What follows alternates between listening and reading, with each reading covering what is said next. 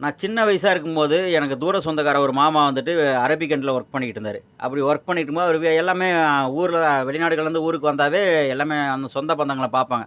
அப்ப நான் அவர்ட்ட கேட்ட விஷயம், "மாமா நானும் வெளிநாடு வர தான் ஆசைப்படுறேன்." அப்படின்னு சொல்லும்போது, அவரு நச்சுன்னு அன்னைக்கே ஒரு வார்த்தை சொன்னாரு. "தம்பி படிக்க வேண்டிய வயசுல கரெக்ட்டா படிச்சுக்க. நான் இங்க வந்து வெளிநாட்டுலேருந்து இப்ப வந்து இங்க பளபளன்னு இருக்க மாரிலாம் இங்க இருக்க மாட்டேன். என்னோட தோற்றம்லாம் இங்க வேற. ரொம்ப கஷ்டப்படணும். 365 நாளும் கஷ்டப்படணும். நீங்க விமானம் ஏறும்போது இருக்கிற சந்தோஷம், திரும்ப எப்படா ஊருக்கு வருவோங்கிற ஏக்கத்திலேயே நம்ம உயிர் போனாலும் போயிரும் ஊர்ல. அவ்வளோ கஷ்டப்படணும். ஸோ, அதனால வந்துட்டு ஒழுங்கா படிச்சுக்க அப்படின்னு சொல்லிட்டு, அவர் இப்படின்னு போயிட்டாரு. வெளிநாட்டு வேலைக்கு என்கரேஜ் பண்ணவே கிடையாது. அதே மாரி இப்போ வந்து வெளிநாடுகள்ல ஒர்க் பண்ற நண்பர்கள் வந்து பார்த்தீங்கன்னா, வருங்கால இளைஞர்கள்ட்ட சொல்லுங்க. நல்லா படிங்க. படிச்சு படிப்பு சம்மந்தமா வேலைக்கு வாங்க. இல்ல முடிஞ்ச அளவுக்கு ஊர்ல பிசினஸ் பண்ணுங்க. இங்க வந்துட்டு சொந்த செலவு சூனியம் வச்சுக்காதீங்க. ரொம்ப கஷ்டப்படணும், போணும், வரணும்னு சொல்லுங்க. இங்க சண்டேல போய் ஒரு நாள் நம்ம என்ஜாய் பண்ற லைஃப் வந்து சொல்லாதீங்க.